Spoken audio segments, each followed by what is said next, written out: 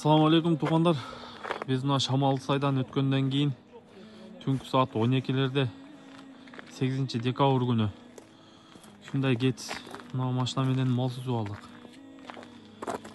Эми машинанын акыбалы ушул 30% иштен чыкты.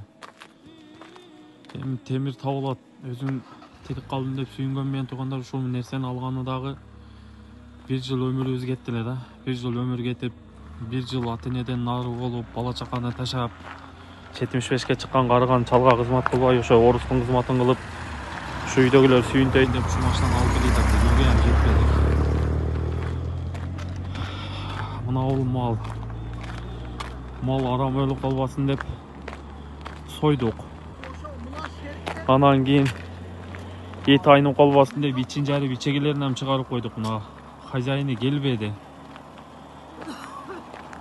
Малдын номери 3045 00112 деген мал экен. Тугандар, ошого кулагыңарга күмүш турга бу айыл өкмөт, айыл башы силерге эскертип айтып атат экен. Мындай случай мына бүгүн эле эмес, 1 айдын ичинде 2-3 жолу болуптур. Малыңарды жакшыраак карап байлаңыздар, эми кыш келип калды. Тем более мына башында ham жиби жок. Азыр эми буну хозяин тапсаң, хозяины ham не дейт эми? Мен малды сатып бергем дейт.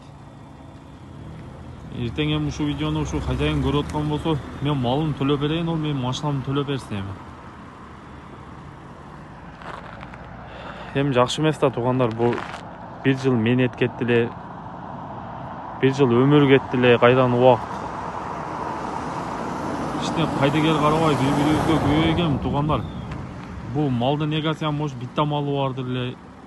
Ушу малды карап отураттыр эле, ушунун сүтүн сабайттыр эле эртең, бала чакасына ичиреттир эле. Мен боям орто жолдо малы жок калды, орто жолдо мен мына көчөдө суукта калып, машина менен авария болуп отурам эми. Кайдыгер карабаңыздар тугандар, малыңыздарды байлаңыздар.